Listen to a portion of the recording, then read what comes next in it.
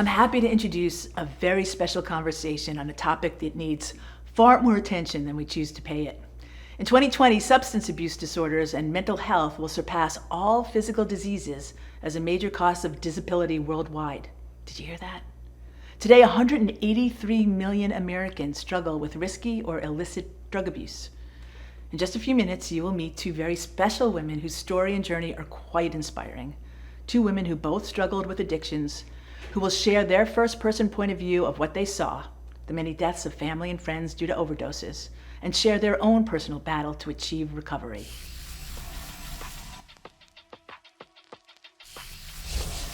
Lisa McLaughlin is a social entrepreneur, researcher, and co-founder and co-CEO of Work It Health. She's laid the groundwork in Michigan and the greater U.S.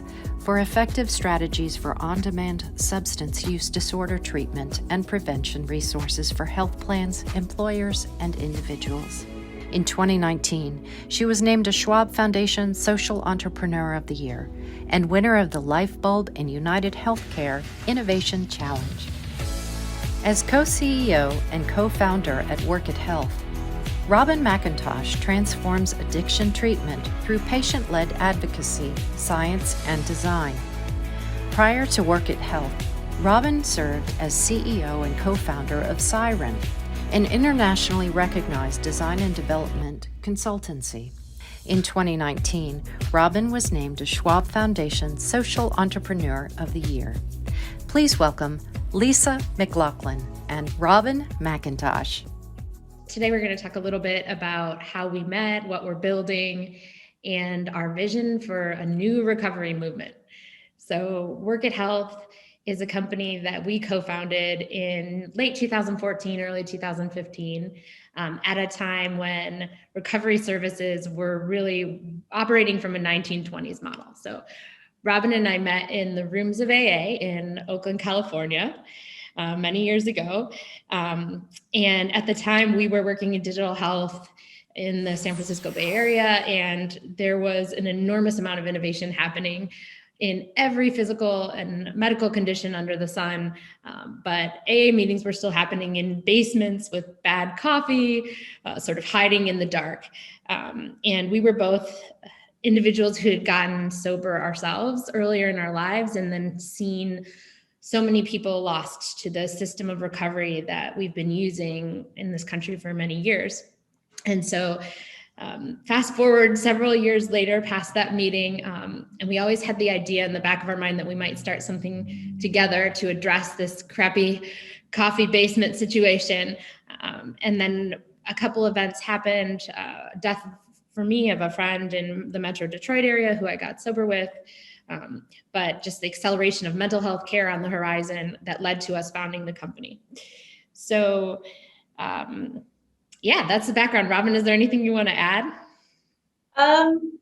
No, I think that, so we started the company back in 2015 and a lot has happened along the way and we've been co-founders for that long and we're excited to talk today. So we were thinking we would just ask one another questions. We've never done this kind of format, so bear with us. So we were thinking we would ask one another questions. We talk a lot, so we're going to try to kind of stick to the script here, at least in the question format, and see how it goes. And we were going to touch upon our recovery and building Work It together, our friendship, and how we work with one another. So I think that I am tasked with kicking it off, and it's one of my favorite questions of this whole list. So Lisa, I have a question for you. So I met Lisa, just to back up for a second, I met Lisa in 2009 and my first day of the Bay Area. So she was sitting right next to me and we realized we had Michigan in common. I went to University of Michigan and so did she.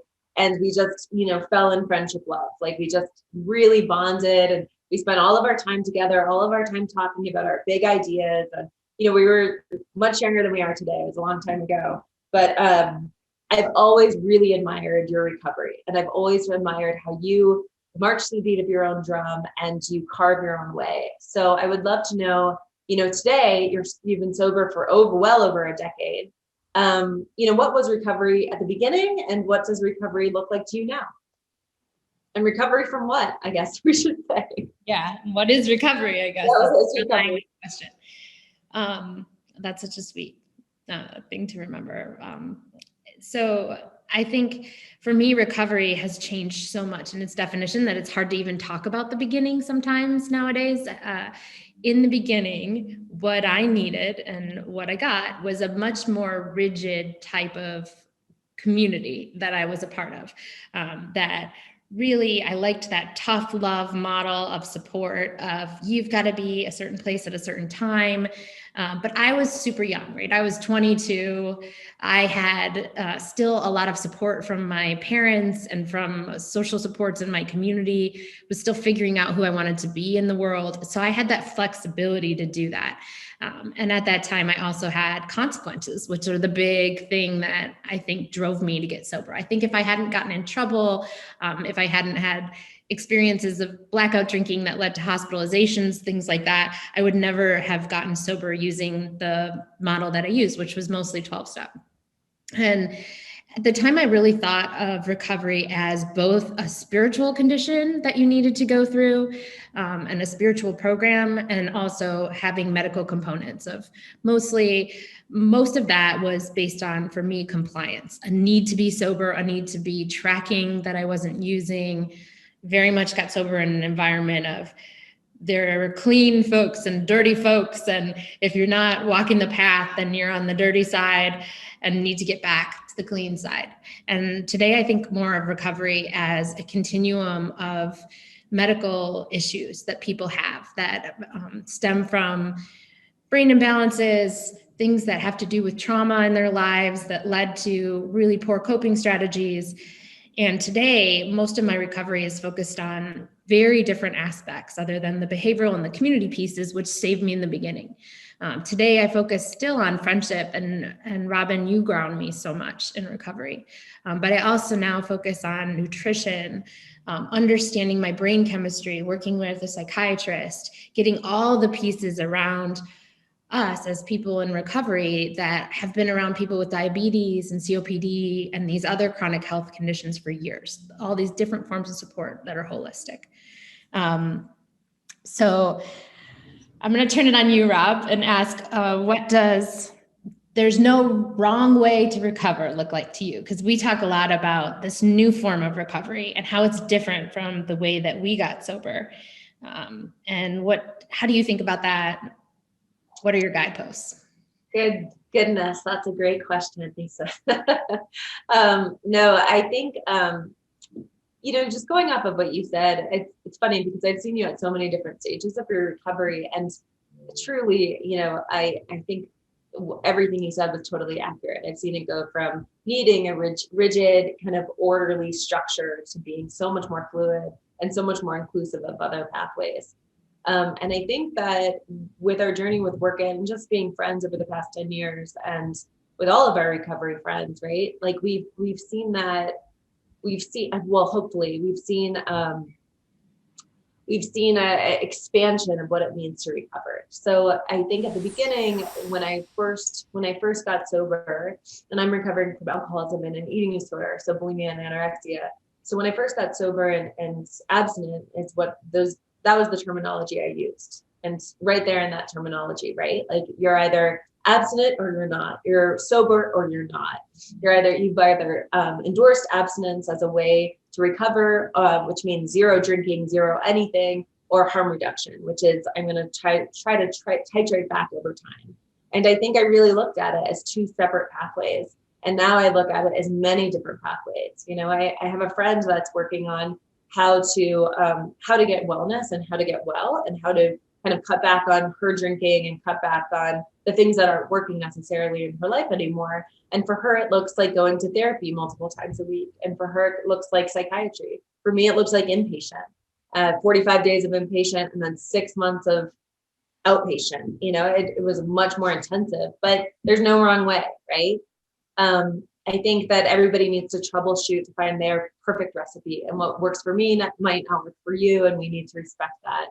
And going into Work It Health, I think part of the reason so just to throw a couple statistics in the conversation, still today, because we're so dominated by this model, this on the wagon, off the wagon model, 9 out of 10 people that are diagnosed with a substance use disorder in America still don't get treatment, right?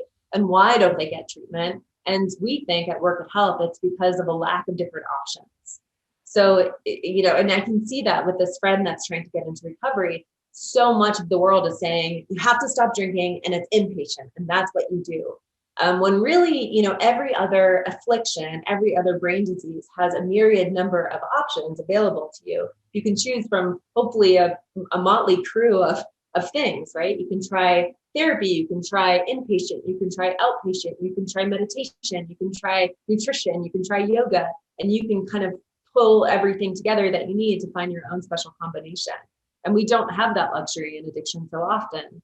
And due to stigma, due to a bunch of different things. So I think just that's what there's no wrong way to recover means to me is, finding our own path and letting others do the same. So turning the conversation a bit, we've worked together for quite a while and was wondering if, do you have a favorite quote or personal mantra? So, you used to say it's a marathon, not a race. And I always admire your constant motivation to bring this thing that we're building into the world. So what drives you, Lisa McLaughlin? That's a great question. And this has changed too.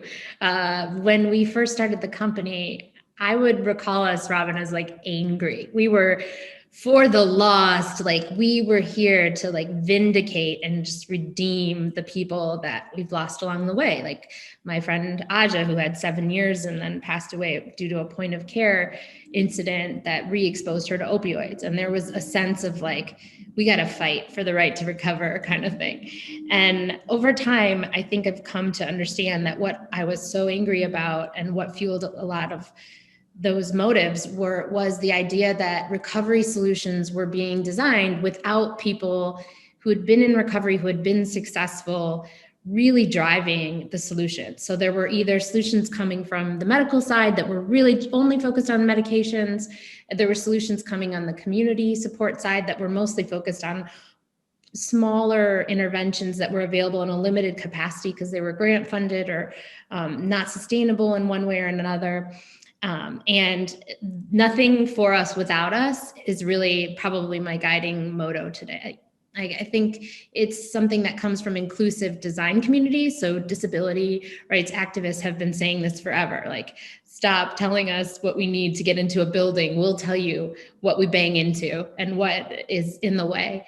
And I think that top-down structure of treatment really got in the way of a lot of innovation. And today I feel like we're reclaiming that and we're using non-stigmatizing language in the program. And we talk to people in an empowered capacity, the way we wish we were talked to, as opposed to a lot of what was said to me was, pull the cotton out of your ears, stick it in your mouth, try to keep everything you're doing,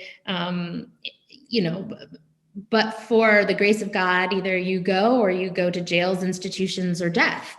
And so that was a really kind of a meager outlook on what might happen to someone who didn't get it right or didn't get it right away. And it was really intimidating. And I think a lot of people can't reach that bar and fall through the cracks.